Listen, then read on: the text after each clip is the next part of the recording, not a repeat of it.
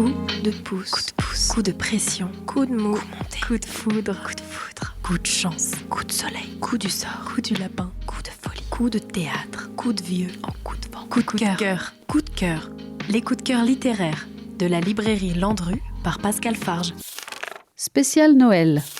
N'oubliez pas leur nom, de Simon Stringer, aux éditions du Globe. C'est un choix différent. Parce que raconter une histoire, c'est bien. Mais dire l'histoire avec un grand H, c'est bien aussi. Nous sommes en Norvège, et c'est un pan de l'histoire dont on parle moins souvent. Un jeune garçon de 10 ans nettoie avec sa main la plaque sur laquelle est inscrite « Ici vivait Hirsch Commissar, né en 1887, arrêté le 12 janvier 42, assassiné le 7-10 42. » C'est son arrière-petit-fils. À partir de là, retour en arrière. Et nous découvrirons l'histoire incroyable, celle de Greta et Hirsch et de toute la famille. Puis, parallèlement, nous ferons connaissance avec Rinan, bourreau norvégien à la botte des Allemands, la Gestapo. Bien sûr, ces deux vies seront liées. Elles se rencontreront.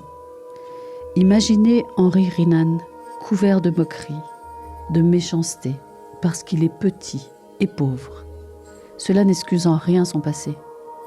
Mais dans cette tragique histoire, il y a un lien incroyable que je ne vous dévoilerai pas, parce qu'il est important que l'histoire ne s'oublie pas, parce qu'il est important d'installer le devoir de mémoire. Et puis dans ce livre fluide, qu'on ne lâche sous aucun prétexte, il commencera par la lettre A, pour se terminer par la lettre Z.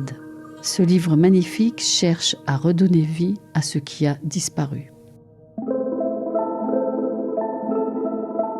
A.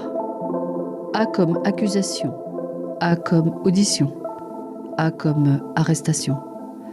A comme annihilation, comme anéantissement, comme anéantissement, comme tout ce qui va être aboli et coulissé dans l'oubli. Les souvenirs et les émotions, les objets et les biens personnels, ce qui a constitué le cadre d'une vie, les chaises sur lesquelles on s'est assis et le lit dans lequel on a dormi, ils vont être sortis d'une maison pour être transférés dans une nouvelle maison. Les assiettes vont être posées sur une table avec de nouvelles mains et les verres seront portés aux lèvres de nouvelles personnes qui en boiront l'eau ou le vin avant de se tourner vers une autre personne dans la pièce pour continuer la conversation entamée. Les choses chargées d'une histoire vont un jour perdre leur signification et se métamorphoser en forme pure, comme un piano à queue apparaîtrait aux yeux d'un cerf ou d'un coléoptère. Un jour, elle adviendra à la mort. Un jour, tout autant que nous sommes, nous connaîtrons tous notre dernier jour, sans toutefois que nous sachions quand ce dernier jour tombera, ni d'ailleurs comment notre vie s'arrêtera. J'ignore si je passerai les dernières heures de ma vie dans une maison de retraite, secouée par une toux convulsive, des pans de peau blanchâtre et flasque pendouillant aux avant-bras comme de la pâte à pain se décollant d'une louche.